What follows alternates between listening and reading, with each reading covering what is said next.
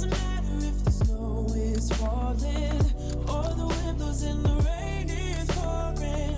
It will always be Christmas in my heart. But this year. All right, happy Vlogmas day 2. We're off to a little bit of a stressful start this morning.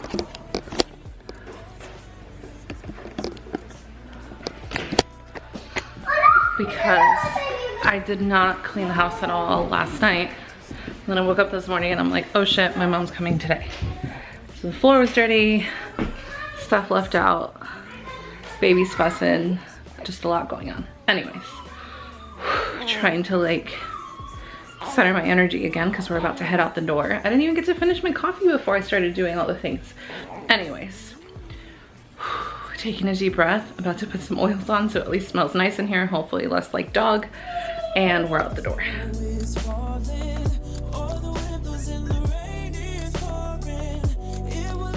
Look who's here! How was your flight? Very good. Did you eat any peanuts? I have it in my purse because it's too early for peanuts. Are you hungry? Yes. We're gonna go eat after this. All right. We're gonna go eat at Fido. Oh, because I got Guess what? those little thingies. Guess what? I sleep on the floor now. You sleep on the floor? Yeah. He's got his own little mattress, so he doesn't sleep in our bed anymore. Don't sleep in you guys' bedroom? I do sleep in the room, but not in the bed anymore. What's up? It might be $1, so I'm going to give them to your sister. Is that okay? And then I'll get you something when we go out. Can I do that? All right, because So here. can I open it right now? What did you get, Ollie? I don't know. This one is was originally for you. Ooh. Oh, but they're not real bugs. They're not, but still.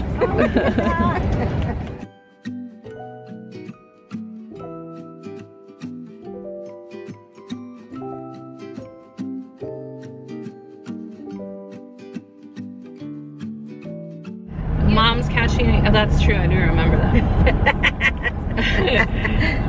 Mom's catching me up on all of the family, not gossip or drama, just like occurrences from when they had my grandpa's funeral to my cousin's husbands, how they really like to eat Mexican food. And we were just talking about tripas, how Casey will not do tripas.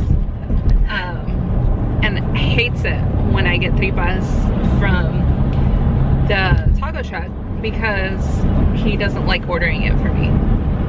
But anyways, she was saying that my cousin Betsy's boyfriend, Mike, will eat everything. And I just think it's so funny how our white boys really like their Mexican food. And Betsy did not used to like it either. But Really? because Mike is eating it, then of course she's gonna try it, you know? Mike would tell him, I can't believe that if you're part Mexican, why wouldn't you eat that food, you know? And my sister would say, I couldn't never make her eat menudo at all. You know, and Kathy doesn't like menudo either. They like pozole. So the thing I don't like about menudo is seeing you soak the panza in the sink. It's disgusting. The smell of the panza, no. But that's It's why not you that- have to clean it. with I know, soap. but that's still gross. And then like I remember one time I've seen how they clean the tripas out. Disgusting. But you like it tripas Oh, still. I love it. What are they? They're the guts. I remember you telling me that they were like milk guts before. My mom used to say that, but I don't know why would they have milk, you know? There's no such thing as guts. Tripas, literally the word tripas. They don't have milk. I've gotten a few tripas that were like gritty, and I'm like, oh, that's Well, it's just fucking like- horrible. it's like thank eating- you. I will eat this regurgitated grass. It's like eating shrimp with the little vine of the Shit. too. The Yeah, shit. the shit of the Yeah, no, shrimp. that's the shit, Mom. That's the whole fucking poop of the shrimp. Like, excuse me, let me remove your digestive tract for just a minute. I'm sure that you do so it. I can eat the rest I'm of sure it. you didn't do that for every shrimp you ate, did you? No, you gotta assess. Okay, real. I mean, it's like they were saying that they were in a romantic getaway in Alaska, and they were by the I thought you were bridge. still talking about the aliens. Yeah. But in Alaska, that's when they have the aliens, and this couple, they were interviewing this couple that they were in a very romantic getaway, and they went by the bridge to see the sunset, and then they suddenly started seeing all these lights coming out, you know, and they started seeing one of them approaching very close, and then they left, you know, and then another one also that they were visiting somebody else, but you that's can. our mail right there. Oh yeah. Ah, ya llegó. No, it's pretty late. On La its way box. there. It's pretty late. Oh, he's in the way there. Yeah. Well, it's around 2. And then there was another story that, like for example, that's the part of the ocean that you can see, and the ranch is over here, and they're waiting to one of the relatives, and they saw behind them. It's like, excuse me, what is that? And it was a craft hovering, you know. And then suddenly, when they got on the back of the truck to go see it closer, it left, it disappeared. But in the picture, they can see the aircraft. And yo, commercial time, córrele para el baño, pero agarrar agua porque dang, it was so nice. Well, do you remember that Julian used to be like so afraid of aliens that he's still afraid. That's why when he saw the movie Nope, he asked my boy to be with him in the room and so turn then up how the do we light. know that he wasn't actually seeing aliens? Who? My brother. No, he was just afraid of it, you know, since he was little all the time. I know, but he would like tell me that he would see them in his room. And the girls son iguales que su papá, Didi. Grandma, I don't want to sleep here because there's monsters in the room. I dije, no. We're not going to follow the second generation with the same thing. Especially Teresa, es la que dice que there's monsters in the closet. Le dije, How do you know they can't see stuff? Kids can play with that too. Does your kid see monsters in the closet? Viv, not like that, but Viv has said that she's had like very vivid dreams of like shadow creatures like trying to get into her room through the window and stuff. Yeah. Oh really? I wonder sometimes like if what a child's mind would call like a monster is not just like a negative spirit or like an entity. Then I don't know, because I never experienced that when I was a kid, did you? Mom, you told me that you remember seeing la mano peluda. Oh, sí, pero la miré. It was not a dream. So how would you define that then? Because that is like supernatural, no? See if there's the husky in the window. I don't see The it. other window. And this one? Yeah. Okay. Oh, no. No. Okay. But Yeah. Right. Hija de la tienda, me agarraste con eso, con la mano peluda. but so the thing is that you know for a fact that you saw it, Yeah. right? Mhm. But according to logic, that doesn't exist. Yeah. I guess must be when your brain is so tired or something that you want to see something else, you know? Okay, but what if Okay, it's okay. I wanted a baby. when you're tired like that, it's that your defense mechanisms for what your mind tells you is real or is not real, is that filter is not there anymore. So how do you know that what you're seeing then is not actually real? You just are so sleepy that you don't have the energy to like just pass it off as you making it up or seeing things. But you know what also? Ahorita que estamos hablando de eso, back in the days, and you know my brother always used to pick on me and everything, you know, te va a salir la mano peluda, la mano peluda. They're afraid of that. You know, you put it too much in your brain that when you're that tired and everything, you think that you're seeing that. Because that's what they say also. If you see something scary at night, you go to bed with you're that. subconscious, It's yes. subconscious. But so, that's also the same thing too with whatever you're like taking in. So like if you're watching TV before bed, then like you'll see those kind of things like in your dreams or watching on your phone and stuff. That's why they say that in order to like help reprogram your consciousness, you're supposed to go to bed and think about the things that you really want in your life. And obviously like praying and stuff too is the same concept of like calling in what you want into your life, because then you're Mira, ya se acabaron el árbol. De tanto que le jalaron los leaves. yeah. My God, it doesn't have no leaves. I have a question. Yeah. Do you guys ever dream about food, but then before you get to like take a bite of the food, then you wake up? No. That happens to me all the time. Maybe you go to bed hungry. That could be. Let me see that. I remember where's the house.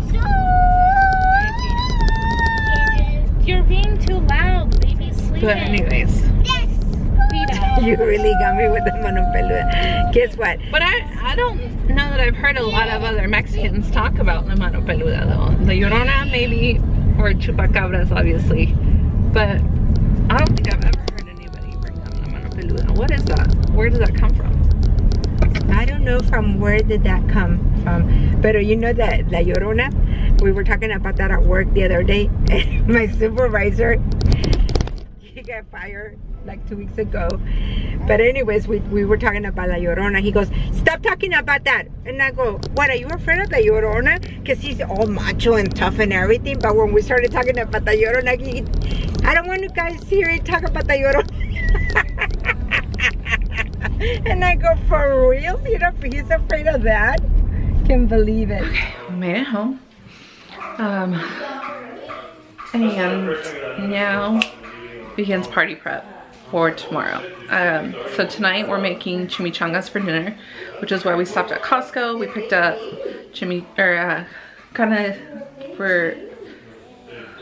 it's hard to say that in English and Spanish. Meat to shred for chimichangas, plus the cheese and the uncooked flour tortillas. And then Ollie wanted cookies. My mom wanted some pastries with coffee. And then Ollie also picked out some cheese sticks.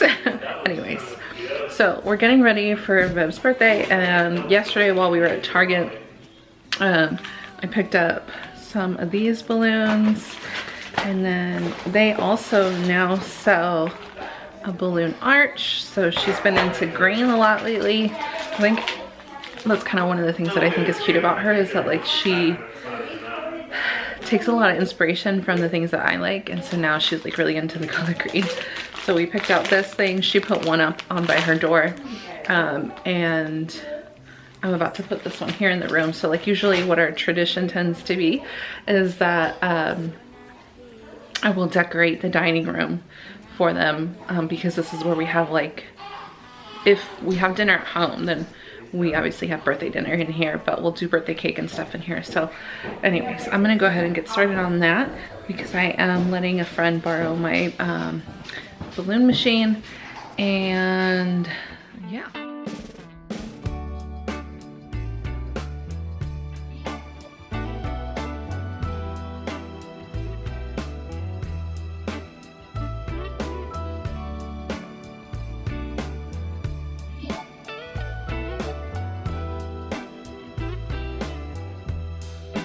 Merry Christmas, baby.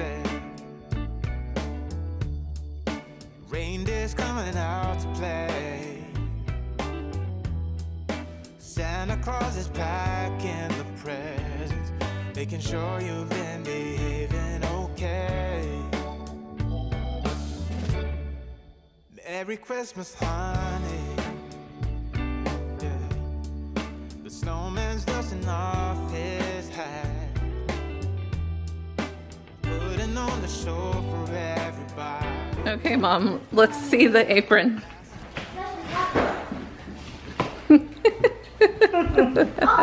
Okay. I am gonna sleep so well tonight. So we've been, I feel like, everywhere. Every time we go to Nashville, we've been to Nashville 3 times this week.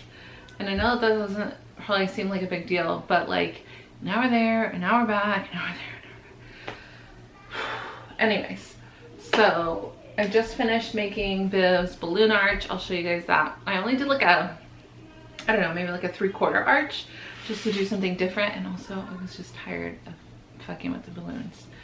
and tired of listening, and the balloon machine is just so like, I think at this point of the day my senses are just like, we're done with that sound. We got a huge Amazon delivery, so I'm gonna go ahead and start wrapping some of the kids' presents tonight. And Mom is in the kitchen making chimichangas for dinner today. So I think really I'm gonna go ahead and wrap up day 2 and just finish up what I need to do, because Casey has the baby right now and I can almost guarantee that Oren will wake up right at dinner time. So I'm gonna quickly try to get as much of this wrapped as I can. I think I have one more of Vivian's birthday presents to wrap. No, never mind. We decided to do that as a Christmas present. My brain is so tired. I have so many presents on the bed in the closet that I'm like, I just want to get them wrapped so like they're out of my space, because having all the boxes everywhere is just like driving me nuts. But yeah, I think I'm gonna go ahead and end day 2 here. We had a lot of fun going to pick up my mom, and the kids have had like a really good time with her so far, especially Vida, because I think Vida's at that age right now where Vida's just very affectionate in general. So like she's really happy to see my mom and like giving her kisses and like grandma, grandma, grandma. That's one of the things I will say that is harder about like our lifestyles, that we don't have grandparents close, and it is for good reason. We haven't seen my mom in like a year and a half, so it is very special when we spend time with her. I did want to say before we left, or before I close out this vlog, that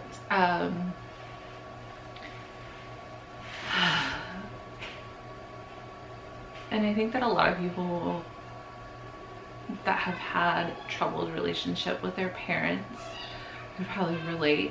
And I'm gonna try to get through this without getting super emo about it, because I was definitely emo about it earlier, and I was like, I hope I didn't start crying like when my mom is here, because she's gonna ask me like what's going on. And as I started to kind of like unfold that for myself and thinking just how like, I mean really, as I was like quickly spinning this like narrative, or not even like narrative, but like watching myself parent internally, to say like it's okay that I'm feeling a lot of emotions around my mom being here right now, but then also at the same time knowing that I'm not going to express any of those emotions while she's here. I think I'm doing a pretty good job of listening to what's coming up and like taking note of it, but I definitely don't want to let it out like while she's here. And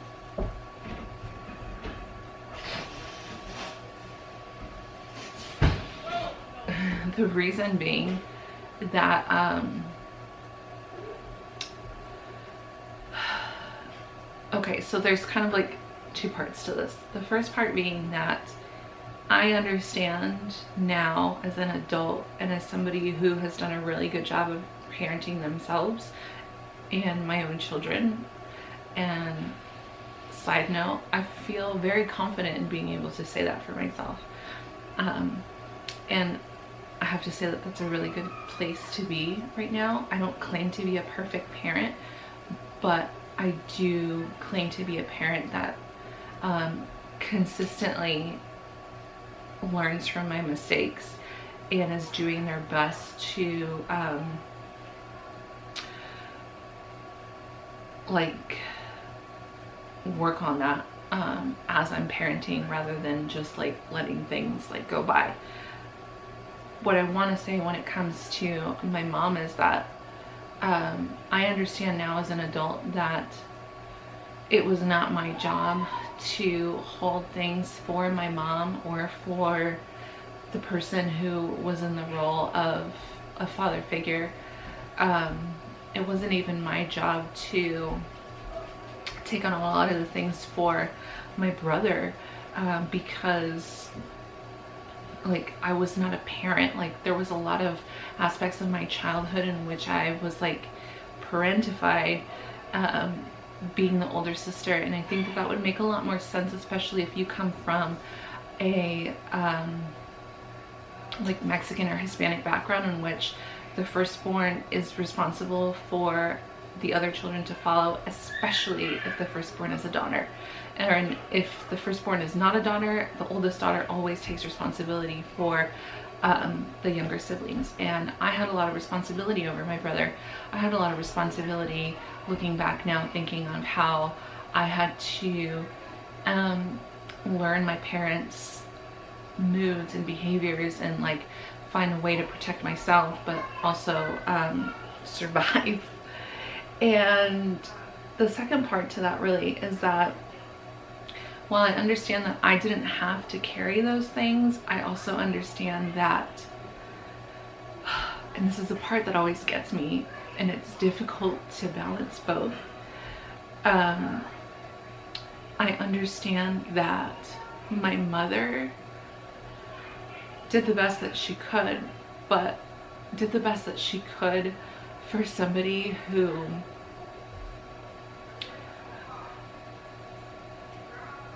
has really not grown past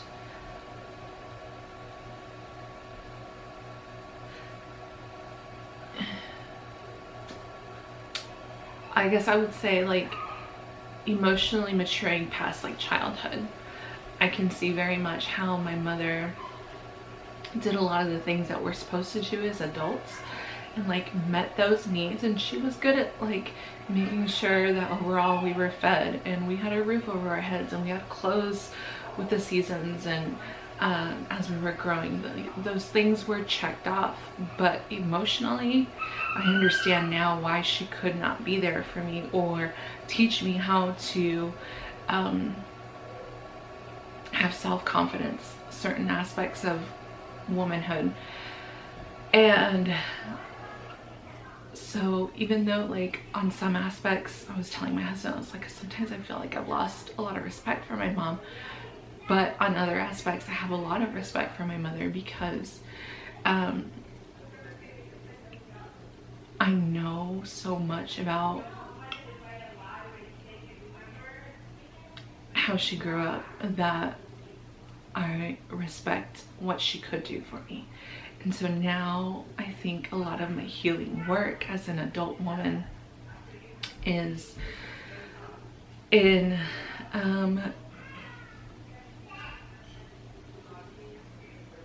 not only filling like those gaps that were not, like those needs that were not met, but releasing a lot of that like resentment and anger and bitterness, and finding a lot of joy in being able to do that for myself now. Not only being able to do it for myself now, but to be able to do it for my daughters, to be able to model that healthy, confident woman for my sons. And anyways, I have so much more that I want to say about that, but I had a lot of that come up into my throat, and I'm like, I have to be able to express it without crying, and I think this is my way of doing that. So thank you for listening. I think that the relationship with our mother can be very complicated. I think a lot of that complication can be worked through in whatever way you find that you process things. So I tend to be a talker.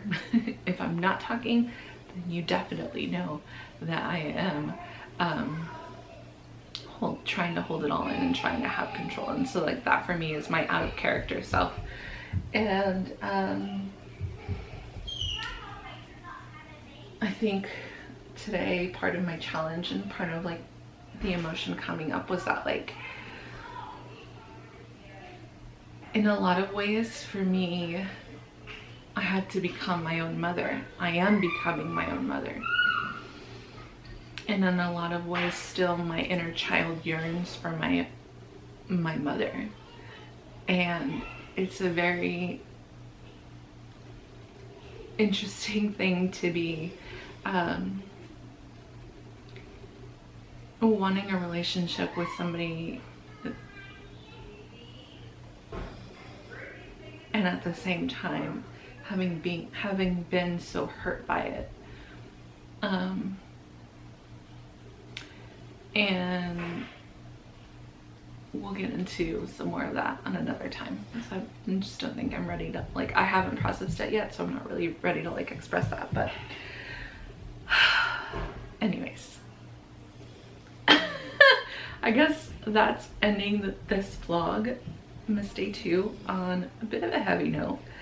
But I wanted to share that because I think that a lot of people that I've worked with, a lot of people in my community have really struggled with one or both parents, and the holidays just kind of tend to bring a lot of that stuff up, especially because, like I was saying, like our inner child really like yearns for that relationship, and sometimes the holidays are, I mean, in my memory anyways, like the holidays seem to be some of the only times in which we had really good memories, and I think that that's a big part of why I still hype this holiday up so much. So yeah, anyways, don't want to close it out like that, and I think I really want to say how grateful I am to be able, I'm really grateful to have survived a lot of that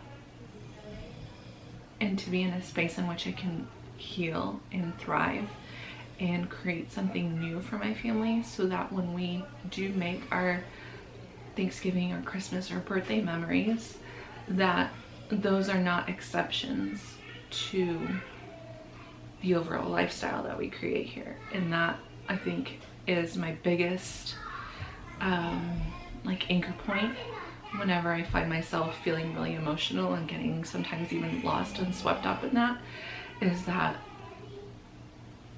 yes, there was a lot of things about my childhood that were very complicated, but I did make it through. Like I have been able to make it through, and every time I go back and I do more healing work, and it is very challenging, and I find myself feeling like I'm gonna get swept up, I remember that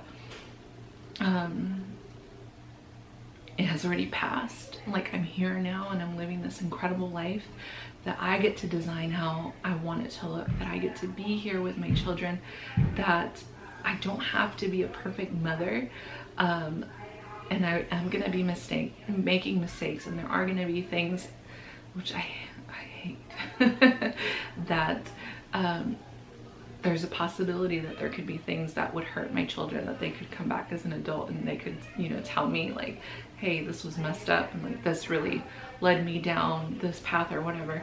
But in getting to know myself, I know that although that would really hurt me, I would be open and willing to have those kind of conversations and to remedy them, to work together to heal those things, so that my children aren't left trying to heal themselves. Because like I've said so many times before, like one of my Christmas wishes, one of my Christmas dreams is to have the big house where all of my kids can come and visit, and I'll have all of my grandchildren, and to just have that like very classic Christmas with like everybody at the very long table. And that is not just about like physically what it would look like, it's about the feeling that I feel when I think about having good relationships with my children and being present as a grandparent with my grandchildren, probably, you know, grand dogs or whatever, because I'm sure Viv will be the kid that travels with her dogs, which hopefully not travels, but like comes over from her house with the dogs. But anyways, that's it for Vlogmas Day 2. Thanks so much for being here. Thanks for listening. I hope that you enjoyed it, and we will see you back here tomorrow for Day 3. Tomorrow's Vivian's birthday. It's gonna be all things Vivian, and just celebrating that beautiful child's life. I cannot believe that I've been a mom for 11 years already. Just wild, and honestly the best adventure. So I'll see you tomorrow.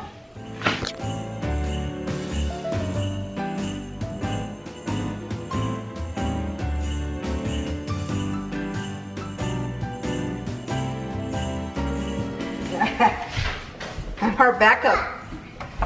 Are you helping Grandma? Tell me that doesn't look familiar to you. Yeah, it's allowing me to do her hair, 3 ponytails. You gotta watch out for this one because she'll be know. laying behind you and they'll trip you. And then these sausages over here. Hello, little wiener. Do you have